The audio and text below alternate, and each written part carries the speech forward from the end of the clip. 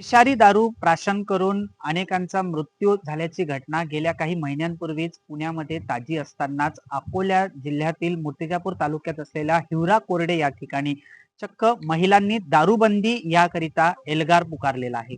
नेमकं काय हा एल्गार आहे, काय एक मागणी घेऊन या महिलांनी गेल्या काही दिवसांपूर्वी गावात दारूबंदी गेल्या अनेक वर्षांपासून गावात दारूबंदी सुरू असल्याचं या महिलांचा आरोप आहे. आणि या दारूमुळे आमचे संसार उद्ध्वस्त झाले असून संसार मोडकी झाल्याचं सांगण्यात येत आहे. माझ्या सोबत काही महिला आहेत, त्यांच्यासोबत आपण जाणून घेणार आहोत काय नेमका यांचा एल्गार आहे, काय हे घेऊन या ठिकाणी आलेले आहेत. मला सांगा की गेल्या आपण काही दिवसांपूर्वी एल्गार पुकारलेला होता, एक आंदोलन केलं होतं, काय घेऊन केलं होतं? सर आम्हाला लाडकी बहीण देऊन राहिली आहे सरकार. आम्हाला लाडकी बहीण नको सर. फक्त आमचं एवढं म्हणणं आहे की आम्हाला लाडकी बहीण पाहिजेच नाही. फक्त आमच्या देशामधली, आमच्या गावामधली दारू बंद झालीच पाहिजे. आज आम्ही महिलांनी खूप त्रास घेऊन राहिले सर. 1 महिना झाले आम्ही दारूबंदीचा निर्णय घेतलेला आहे. मानायला जातो सर आम्ही. फक्त आम्हाला धीरवा देतात की तुम्ही घरी जा, आम्ही तुमच्या मागे येतो. आल्यावर सर फक्त ते उभे राहतात आणि आम्हाला म्हणतात की तुम्ही दारू शोधा. आम्ही कुठची दारू शोधणार? व्हिडिओ काढा म्हणतात सर. आम्ही कोण म्हणतात असं की दारू शोधा? पोलीस लोक म्हणतात सर दारू शोधा आणि व्हिडिओ काढा म्हणते तुम्ही. तर व्हिडिओ कसे काढणार? आम्ही शेतात जाणार, मजूर कमावणार की आम्ही व्हिडिओ काढणार? आमचं एवढं हे काम आहे का सर? आमचा व्हिडिओ काढून त्याला पाठवून द्यायचा नाही का? गावापर्यंत येऊन दारू शोधणं ते आम्हाला म्हणतात तुम्ही व्हिडिओ काढून आम्हाला पाठवा, तरच आम्ही म्हणते कारवाई करू. बरं, हे किती दिवसापासून चालू आहे असं? सर खूप वर्षापासून दारूबंदी चालू आहे सर. हे चालू आहे दारू विकणी. पण आम्हाला एवढा त्रास सर महिलाला की आम्ही सांगू शकत नाही सर. आमचे लहान लहान लेकरं शाळेचे, त्या शाळेच्या लेकरावर पण असं होऊन राहिलं सर. आम्ही खूप वेळा त्याच्या घरी गेलो, दारू बंद करा, दारू बंद करा, पण ते लोक आम्हाला धमकी देऊन राहिले आम्ही दारू बंद करत नाही आणि आमचे पोलीस लोकांचे हप्ते चालू आहेत. आम्ही त्या दिवशी पोलीस आले ते कधी म्हटलं सर की हे लोक म्हणतात दारूवाले की आमचे हप्ते चालू आहेत, पण त्यानं काहीच म्हटलं नाही.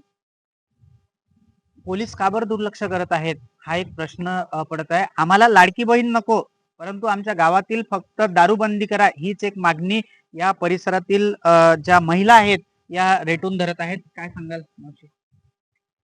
काय? आम्हाला दारूच नाही पाहिजे ना आमच्या गावात. तेच ना बाया, दारू नाही पाहिजे म्हणून. त्रास जर असता आम्हाला त्रासच नसता दारूवाल्याचा, आम्ही म्हटलंच नसतं का दारू बंदी पाहिजे नाही म्हणून आम्हाला गावात. आम्हाला दारूच नाही पाहिजे गावात, बस बाकी काहीच नाही म्हणणं आमचं. केवळ एकच मागणी घेऊन हे या ठिकाणी रेटून आहेत की आमच्या गावात जी दारू 4 ठिकाणी विक्री आहे ही कुठेतरी बंद झाली पाहिजे, हीच एक मागणी घेऊन चला. एक माऊली माझ्यासोबत आहेत, काय सांगाल माऊली? तर आमची दारू बंदच झाली पाहिजे. आम्ही पोलीस स्टेशनला गेलो होतो. आम्ही कंटाळून गेलो. आता एक वेळा नाही 2-3 वेळा गेलो आम्ही पोलीस स्टेशनले. हे आम्हाला हुडकवून लावतात.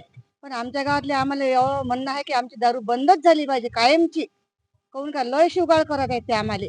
आम्ही लय कंटाळून गेलो की म्हणजे आमची दारू बंद झाली पाहिजे, म्हणजे बंद झालीच पाहिजे. एकीकडे महिला सुरक्षेच्या बाबतीमध्ये प्रशासन सतर्कता बाळगते, महिला सुरक्षेच्या बाबतीमध्ये विविध उपाययोजना करते आणि त्याच ठिकाणी या महिलांना जे एक मागणी घेऊन चालत आहे की आमच्या गावातील दारू बंद करा, तर याकरता सुद्धा त्यांना हुडकावून लावल्या जाते. याचा अर्थ काय समजावा हे आपणच सांगायला पाहिजे. काय सांगाल ताई? आपण पुढाकार घेतला होता आणि एक सगळ्या महिलांना एकत्र घेऊन आपण ज्या ठिकाणी दारू विक्री सुरू आहे त्या ठिकाणी गेलात, दारूबंदी करता प्रयत्न केलेत, तक्रारी केल्यात, कुठे कुठे केल्यात?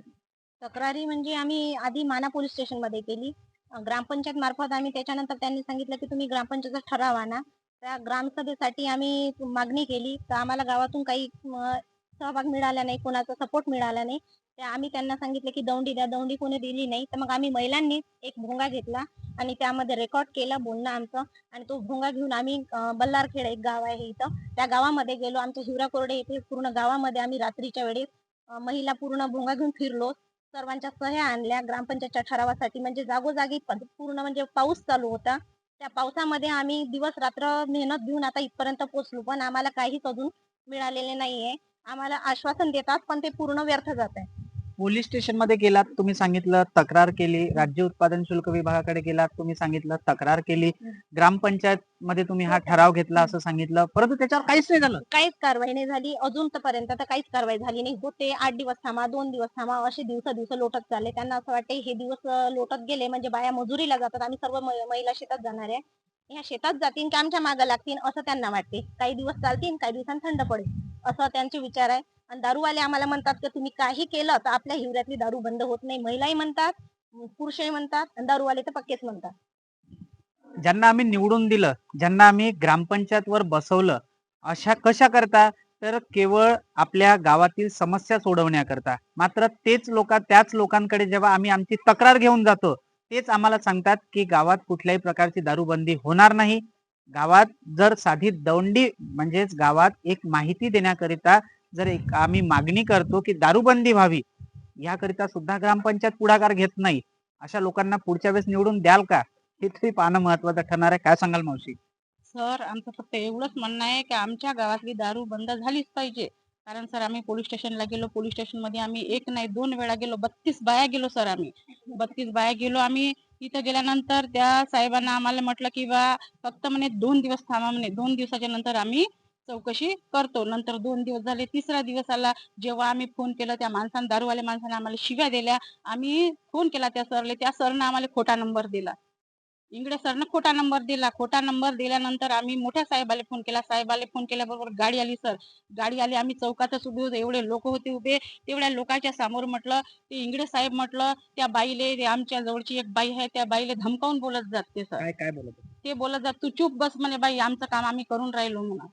असे ते इंगडे सर म्हणत जात. नंतर त्यानं आम्हाला टाकलं समोर आणि त्याची गाडी आमच्या माग आलो सर. आम्ही दारूवाल्याच्या घरी आणलं आम्हाला. नंतर गेट उघडलं, दरवाजा उघडला. त्या दारूवाल्या माणसाला घराच्या मालकाला बाहेर काढलं. आमच्या 2 बाया अंदर पाठवल्या. 2 बाया अंदर पाठवल्या. त्या समोरच्या व्यक्तीनं ज्याच्या घरात दारू होती त्या माणसानं व्हिडिओ काढला आमच्या बायाचा. व्हिडिओ काढला आणि तो म्हणत जाय की मी कशाचा आरोप आणतो म्हणे, चोरीचा आरोप आणतो म्हणे याच्यावर म्हणे. माझ्या कपाटात दारू घराची असते का? कपाट उघडतात, लॉकर दाखवतात. तो काही आम्हाला म्हणतात की याच्यात दारू पा, त्याच्यात दारू पा. कपाटात दारू असते काय? लॉकर मध्ये दारू असते काय? आणि आम्हाला म्हणतात की या महिलांवर आम्ही कोणताही झट घेऊन यांना एका केस मध्ये फसवू शकतो. अशा ते आम्हाला धमक्या देत आहे. शिवीगाळ ते एवढी बेकार करते आम्ही बोलू शकत नाही. त्यामुळं सदक्षणाय खलनिग्रहणाय हे ब्रीद वाक्य महाराष्ट्र पोलिसांचं जणू माना पोलीस विसरलेत की काय, असा प्रश्न या महिलांनी जो आरोप केलेला आहे. पोलीस प्रशासनाचे कर्मचारी असतील किंवा अधिकारी जर या महिला वर्गांसोबत जर अशा प्रकार घडवत असतील तर निश्चित रूपाने आपल्याला म्हणायला वावगं ठरणार नाही की सदक्षणाय खलनिग्रहणाय हे ब्रीद वाक्य माना पोलीस विसरलेत जणू. येणाऱ्या काळामध्ये हे पाहणं महत्वाचं ठरणार आहे की राज्य उत्पादन शुल्क विभाग असेल अथवा ज्या प्रकारे जिल्हा पोलीस अधीक्षक अर्चित चांडक ऑपरेशन प्रहारच्या माध्यमातून जे आपले अवैध धंदे आहेत त्यांवर आळा घालण्याचा प्रयत्न करत आहेत. मात्र हिवरा कोरडेमध्ये चक्क महिलांना पुढाकार घ्यावा लागतो की आमच्या गावातील दारू बंद करा. अशांकरिता सन्माननीय पोलीस अधीक्षक अर्चित चांडक साहेब पुढाकार घेतील का आणि यांच्या गावातील दारू बंद करतील का, हे पाहणं महत्वाचं ठरणार आहे. कॅमेरामन श्याम वाळस्कर सह मी प्रतीक कुऱ्हेकर, LS मराठी, हिवरा कोरडे, अकोला.